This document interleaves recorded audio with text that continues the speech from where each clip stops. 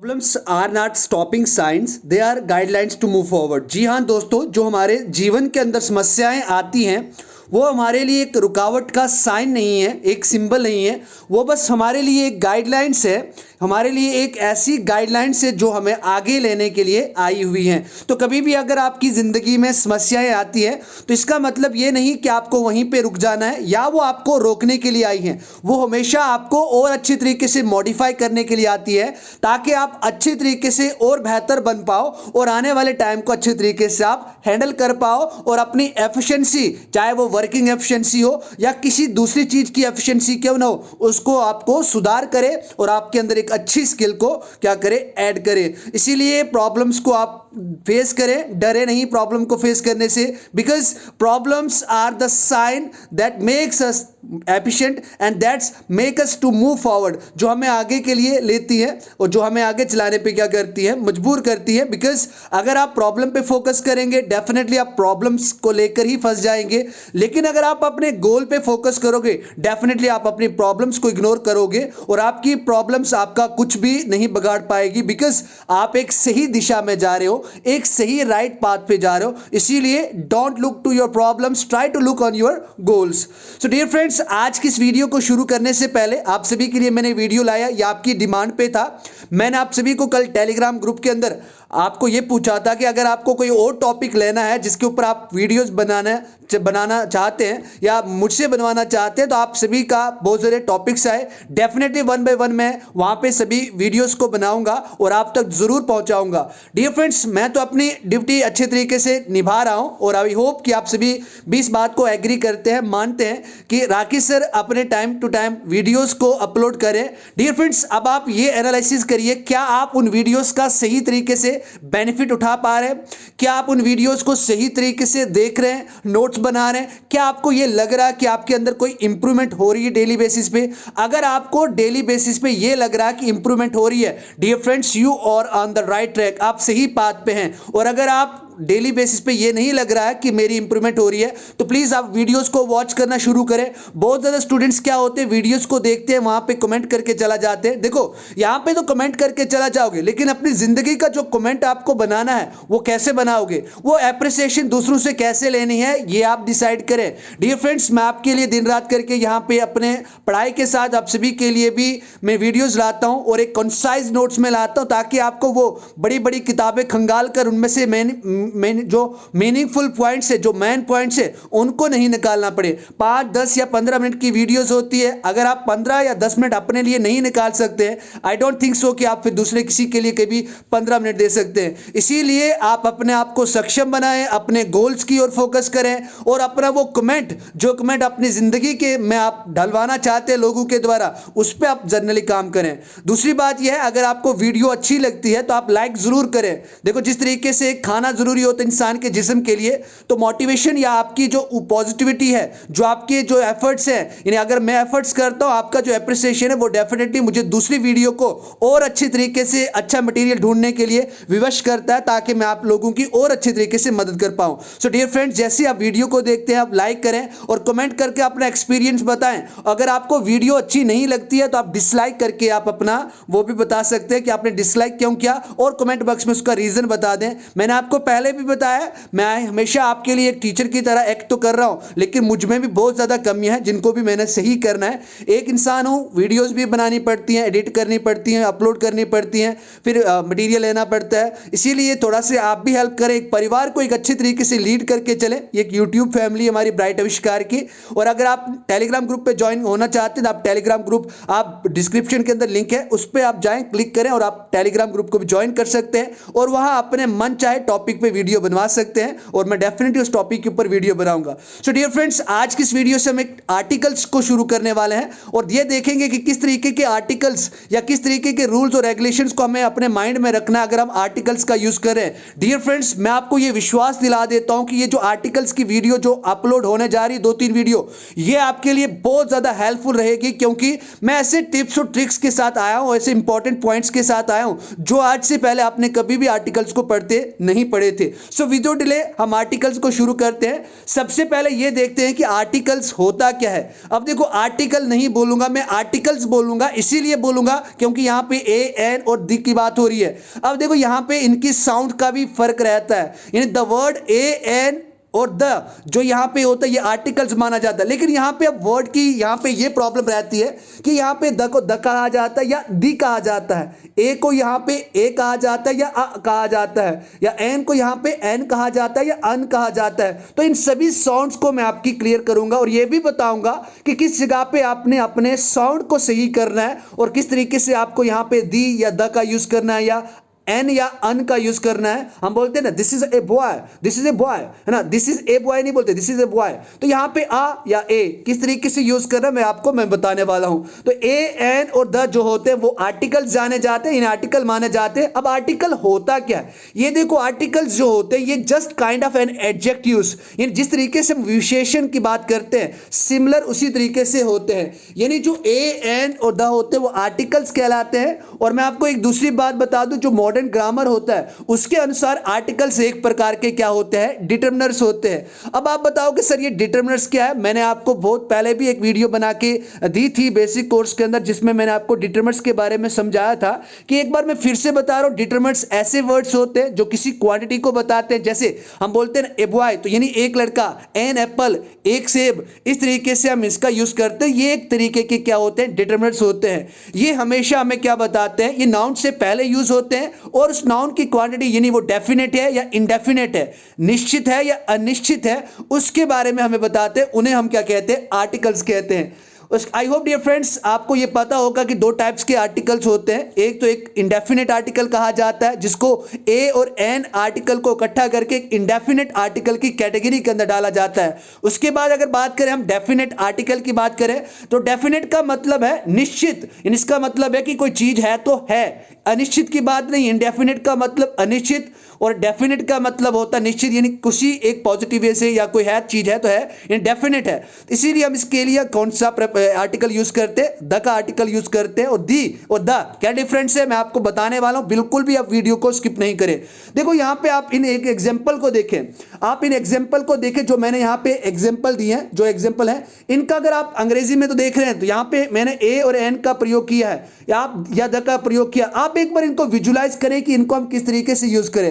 यानी जो भी मैंने यहां पे सिंगुलर काउंटेबल नाउन यूज किया या सेंटेंस में शुरू में या फिर मिडल में, तो यहां पे जैसे ए एन द का प्रयोग है तो ये किस वाक्यों की किस तरीके से किया जाता है एक बार देखो। यानी किस तरीके से, दिस इज ए पेन, ये क्यों ए लगा, Suraj sings a song, this is an umbrella, the coin was made of gold, यानी जो सिक्का है वो किसका बना है, सोने का बना है। तो ये सभी आज की इस बेसिक वीडियो को क्लियर करते हुए मैं कुछ इंपॉर्टेंट पॉइंट्स देने वाला हूं। यानी जिन इंपॉर्टेंट पॉइंट्स को जानने के बाद, अच्छे तरीके से देखने के बाद आप आर्टिकल के ऊपर और अच्छे तरीके से कमांड कर पाएंगे। कल की वीडियो के अंदर इंडेफिनेट डेफिनेट क्या होता है वो अच्छे तरीके से पढ़ेंगे। आज हम कुछ मेन पॉइंट्स के ऊपर बात करते हैं जो आर्टिकल को पढ़ने से पहले, इंडेफिनेट या डेफिनेट आर्टिकल पढ़ने से पहले हमें आने चाहिए। सो डियर फ्रेंड्स यहां पे डेफिनेट आर्टिकल द की बात करते हैं या दी की बात करते हैं, आप अपने हिसाब से यूज तो करते हैं। आपने देखा होगा हम डेली लाइफ के अंदर ये करते हैं, कभी कभी दी का यूज करते हैं और कभी कभी द का यूज करते हैं। द आर्टिकल का प्रयोग हमेशा नाउन से पहले किया जाता है और वो उस जगह के लिए यूज किया जाता है जहां पे कोई चीज क्या हो, निश्चित हो। अब वो चीज निश्चित यानी सही कैसे होगी, यानी वो चीज कोई पूर्ण हो गई होती है, यानी पहले ही पूरी हो गई होती है, तभी तो हमें उस चीज के बारे में पूरा पक्का पता होता है, तभी तो वो चीज हमारे लिए एक निश्चित है। यानी जो जिसकी चर्चा या जो काम या जिसकी चर्चा पहले ही हो गई है उसके लिए हम डेफिनेट आर्टिकल द का यूज करते हैं। अब यहां पे साउंड की फर्क रहती है, आवाज की फर्क रहती है, प्रोनाउंसिएशन की फर्क रहती है कि कहां पे हम द का यूज करें और कहां पे दी का यूज करें। देखो डियर फ्रेंड्स बहुत ही मजेदार कंसेप्ट है, बिल्कुल भी स्किप नहीं करें। आप सभी को पता है हमारे पास कितने लेटर्स होते हैं, 26 लेटर्स। अब देखो यहां पे अल्फाबेट ए अल्फाबेट नहीं है, यानी 26 जो ग्रुप ऑफ लेटर्स है उनको एक अल्फाबेट कहा गया है, यानी यहां पे ए एक लेटर है। यानी हमारे पास आप सभी को पता है 26 लेटर्स है, उसमें से हमारे पास वॉवल्स कितने हैं, 5 वॉवल्स है। जैसे ए आ गया, ई आ गया, आई ओ और यू आ गया। उसके बाद कॉन्सोनेंट्स आप सभी को पता है, अगर 26 हमारे पास लेटर्स हैं, 5 उसमें से हम वॉवल है हमारे पास, तो बाकी हमारे पास कितने बचे 21। तो यहाँ पे जो 21 है वो क्या है, कॉन्सोनेंट है। यानी इस तरीके से आप इनको एक बार अच्छे तरीके से, ये तो आता ही होगा आपको। अब देखो यहाँ पे जो डेफिनेट आर्टिकल द होता है वो साउंड कैसे निकालता है। देखो मैंने आपको बताया हमारे पास 26 लेटर्स हैं, वॉवल 5 है, कॉन्सोनेंट 21 है।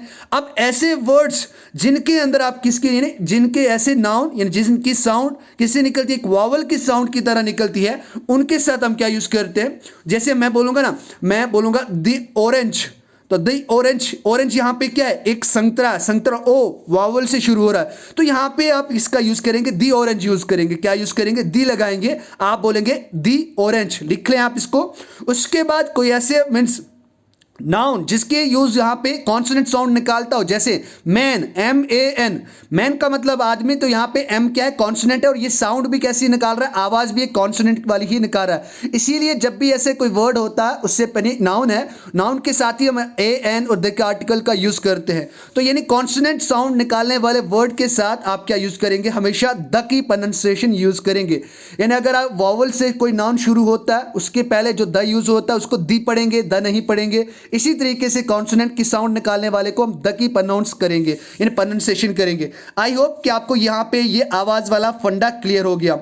उसके बाद बात करते हैं इंडेफिनिट आर्टिकल्स की बात करते हैं। देखो इंडेफिनिट आर्टिकल्स का मतलब होता है अनिश्चित, अनिश्चित, यानी AN का प्रयोग हमेशा हम किसके लिए करते हैं, इंडेफिनिट आर्टिकल्स के लिए करते हैं, और वो भी कब करते हैं, सिंगुलर नाउन से पहले ही हम इंडेफिनिट आर्टिकल का यूज करते हैं। क्योंकि जो डेफिनेट होता है उसके लिए हम कौन सा यूज करते हैं, द का यूज करते हैं। यानी डेफिनेट होने पर हम नाउन से पहले क्या यूज करते हैं, द का यूज करते हैं। अगर इंडेफिनेट है तो हम सिंगुलर नाउन से पहले क्या यूज करते हैं, AN का यूज करते हैं। देखो इसके अंदर भी साउंड का बहुत ज्यादा फंडा रहता है। अब देखो ए को हम दो तरीके की साउंड निकालते, एक तो निकालते ए और दूसरी निकालते अ, है ना। This is a, this is a, this is a pen, this is a pen नहीं बोलते, दिस इज अ पेन बोलते हैं। आजकल के मॉडर्न स्टाइल आप सभी को पता है। तो ये जहां पे ए की बात आ रही है, ये ओनली हम 10% यूज करते हैं। दिस इज ए बॉय, तो यहां पे आ की जो सेंस आ रही है वो 90% इसकी आवाज निकलती है। किस तरीके से, कैसे निकलती है, जैसे लेटर दैट कम्स फ्रॉम, जो लेटर्स आप देखो एक बार सही तरीके से लिखे, letter that comes from a plus consonant sound, उसके लिए हम क्या यूज करते हैं, उसके लिए हम ए का यूज करते हैं। देखो एक मैं यहाँ पे दूसरी बताता हूँ, एक दूसरी ट्रिक बताता हूँ, आप लिख लें अपनी नोटबुक के ऊपर अच्छे तरीके से लिख लें। Letter that comes from lips plus teeth plus tongue, यानी जो होठों से, दांतों से और टंग से, जुबान से आते हैं, उनके साथ हम साउंड ए वाली यूज करते हैं। या कौन सी यूज करते हैं, ए वाली यूज करते हैं। एक बार फिर से बता रहा हूं, ए जो 10% यूज करें, जैसे a boy, A teeth boy, तो यहां पे मैंने लिप्स को ज्वाइन करा, तो इस तरीके से हम इसका यूज करते हैं। ए कैप, ए पेन, तो यहां आप एक बार स्पीक करके भी देख सकते हैं। यानी लिप्स, टीथ और टंग का जिसके अंदर यूज होता है, उसके साथ हम ए वाली, यानी ओनली 10% ए वाली हम क्या यूज करते हैं, प्रोनाउंसिएशन यूज करते हैं। उसके बाद आप इसके साथ एन का भी यूज कर सकते हैं। डियर फ्रेंड्स, एक बार मैं आपको फिर से बता दूं कि ये जो यहाँ पे आप ए और एन की बात करें, यानी ए और आ की बात करें, तो यहाँ पे 10% यूज करते, 90% यूज करते। किस तरीके से यूज करते आप देख ले एक बार अच्छे तरीके से। मैंने आपको एग्जांपल दे दी कि ऐसे वर्ड्स जो किसके साथ आते हैं। देखो आपको ट्रिक यूज करनी है कि हमेशा कॉन्सोनेंट साउंड वाले वर्ड्स के साथ हम ए का यूज करते हैं, और वहाँ पे प्रोनाउंस कैसे करें या आप अपने हिसाब से अच्छे तरीके से इसको क्या कर दे, फिक्स कर दे।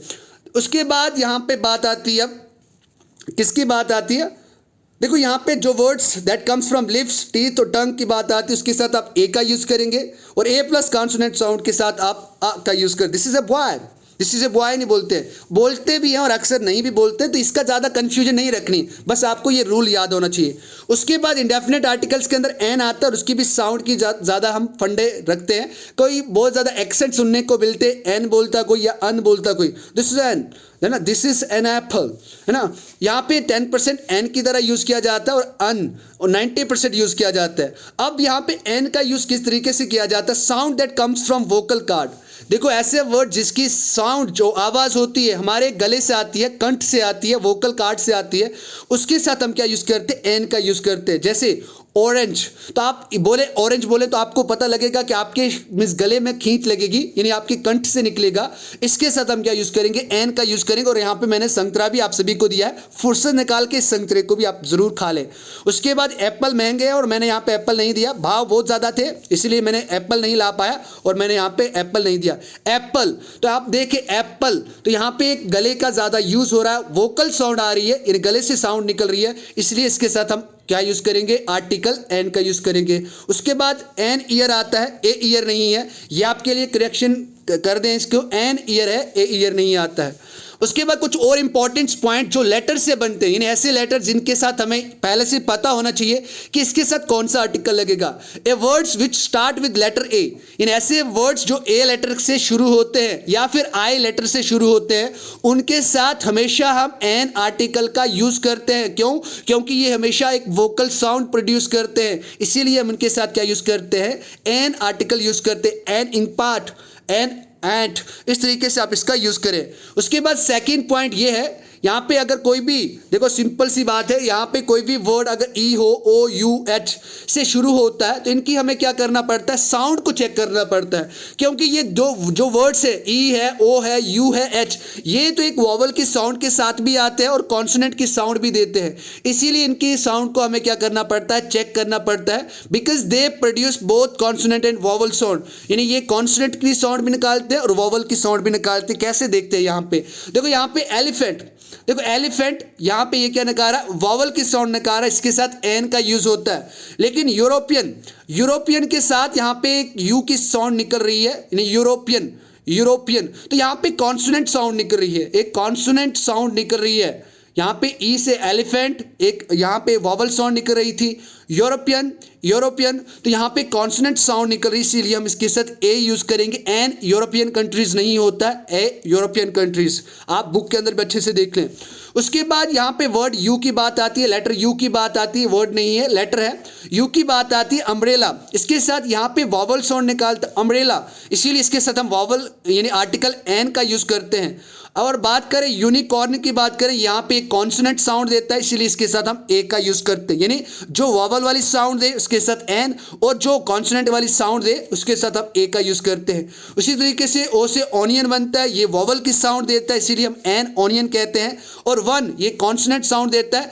ए वन आइड मैन, चलो आज आपके लिए ये टास्क है, ए वन आइड मैन, ये बहुत ही इंपॉर्टेंट क्वेश्चन है, IBPS एग्जाम के अंदर ये पूछा गया है, ए वन आइड मैन, इसलिए एक बार इसका मतलब देखिए, इसका मतलब क्या है। इस तरीके से इसके साथ हम क्या यूज करते हैं, कॉन्सोनेंट साउंड निकलती है, इसलिए इसके साथ ए का यूज करते हैं। उसके बाद एच लेटर है, यानी आर आप बताओ या आवर भी आप बता सकते हो, ये दो तरीके से प्रोनाउंस किया जाता है। यानी आवर यहाँ पे एक वॉवल साउंड को निकाल रहा है, इसलिए हम इसके साथ एन आवर यूज कर रहे हैं। और है टोपी की बात करें तो यहाँ पे कॉन्सोनेंट साउंड निकल, इसलिए हमने इसके साथ क्या यूज किया, ए का यूज किया, ए हैट बना। उसके बाद इंपॉर्टेंट पॉइंट्स, और आज की इस वीडियो का लास्ट पॉइंट ये है कि अगर कोई भी वर्ड स्टार्ट होता है वाई की हेल्प से, यानी कोई भी वर्ड स्टार्ट होता है, ये नाउन होता है, वाई की हेल्प से शुरू होता है, तो ये हमेशा आर्टिकल ए का यूज करता है। हमेशा किसका यूज करता है, आर्टिकल ए का यूज करता है। और अगर ऐसा ही हो तो डब्ल्यू के साथ भी ऐसा ही यूज होता है। कोई भी वर्ड वाई के साथ या डब्ल्यू के साथ अगर शुरू होता है तो उसके साथ हम आर्टिकल ए का ही यूज करते हैं। एग्जाम्पल, एन ईयर नहीं कहते, ए ईयर कहते। ये यहाँ पे भी हम बहुत बार मिस्टेक करते हैं एग्जाम के अंदर, तो एन ईयर नहीं होता है, ए ईयर होता है। आई होप डियर फ्रेंड्स कि आज की वीडियो में आपको बहुत सारे इंपॉर्टेंट पॉइंट्स ऑफ आर्टिकल सीखने को मिले, और आई होप कि आप सभी ने मजा किया होगा। जो बातें मैंने आपको वीडियो के शुरू में बताई उन बातों का खास ध्यान रखें, because be a best version of yourself. आज की मेहनत आपकी कल जरूर रंग दिखाएगी, इसीलिए कुछ अपनों के लिए, कुछ अपने लिए हमेशा आप मेहनत करें। क्योंकि आप जब पढ़ाई करें, आप ही खाली पढ़ाई नहीं करें, आपके मम्मी पापा के सपने, उनके एक्सपेक्टेशंस भी आपके साथ पढ़ाई कर रही हैं। इसीलिए डू इट नाउ, बिकॉज कल आपको टाइम नहीं मिलेगा। जो करना है वो आज ही करना है। Dear friends, wishing you very best of luck and wishing you very happy learning. Thank you very much. Keep supporting and keep sharing my videos, ताकि हम एक अच्छी फैमिली को क्रिएट कर पाएं। Don't forget to give your comment. अगर आपको video अच्छी नहीं लगी, आप रीज़न लिख सकते हैं, डिसलाइक कर दें, और आप रीज़न ज़रूर लिखें कि सर इसके अंदर ये यहाँ पे इस जगह पे इंप्रूवमेंट की ज़रूरत है। Thank you very much.